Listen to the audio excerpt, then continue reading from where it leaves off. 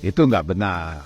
Jadi begini, Mahkamah Konstitusi ini salah satu tugasnya adalah mengadili undang-undang. Selain ada dua lagi. Apakah undang-undang itu bertentangan dengan Undang-Undang Dasar 45? Itu bisa diuji. Yang mengujinya adalah Mahkamah Konstitusi. Yang memohon diuji ya adalah siapa saja? Masyarakat. Dalam hal ini ada permohonan menguji pasal 169 Undang-Undang Pemilu yang mengatur persyaratan capres dan cawapres. Yang diuji itu adalah huruf Q pasal 169, yaitu usia itu paling rendah 40 tahun. Jadi saya sudah katakan tadi, MK di dalam menguji ini kemudian outputnya adalah amar putusan.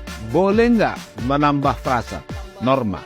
Sejak 2020 perubahan ketiga Undang-Undang MK pasal 57 ayat 2A yang termasuk saya dulu yang ngotot itu ada melarang amar putusan yang membuat frasa baru. Itu dihapus ayat 2A pasal 57 itu. Kemudian ditindaklanjuti oleh MK dengan peraturan MK nomor 2 tahun 2021 pasal 73 mengatur bahwa boleh membuat amar putusan dengan frasa baru apabila diperlukan.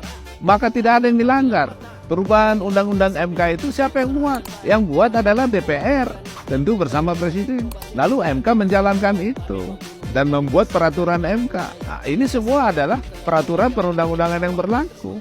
Tidak ada yang dilanggar. Nah, kalau kita bicara soal usia, Undang-Undang Dasar tidak mengatur berapa usia seorang capres, presiden atau wakil presiden. Bahkan dalam pasal 28D ayat 3, diatur di sana setiap warga negara memiliki hak yang sama di dalam pemerintahan. Artinya seorang anak muda sepanjang dia memenuhi syarat-syarat, ya tidak dipersoalkan usia, sepanjang dia memenuhi syarat-syarat, boleh duduk di dalam pemerintahan. Tidak disebut pemerintahan tingkat mana, berarti semua tingkat, termasuk capres, cawapres.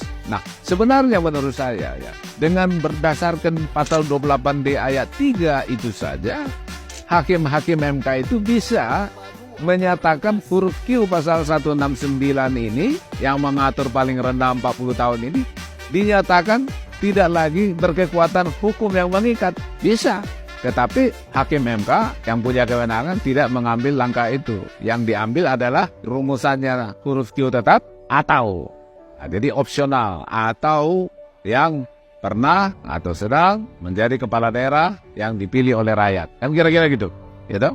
Nah, jadi di dalam pasal 24C ayat 1 Undang-Undang Dasar 45 tegas diatur di sana putusan MK itu final. Tidak ada yang bisa banding atau kasasi. Final dan mengikat. Itu berarti apa yang diputuskan MK, putusan nomor 90 MK itu final dan mengikat. Otomatis mengikat seluruh rakyat. Itu berarti huruf Q pasal 169 Undang-Undang nomor 7 tahun 97 tentang pemilu itu otomatis berubah. Dan itulah menjadi dasar KPU untuk menetapkan capres-cawapres sesuai prosedur usulan daripada partai-partai politik. Ya, jadi nggak ada yang cacat itu, nggak ada masalah. Semua itu sudah sesuai dengan hukum, on the track. Saya ingin tahu siapa sih yang bilang itu cacat hukum. Bisa nggak tunjukkan pasal mana yang dilanggar? Tidak ada.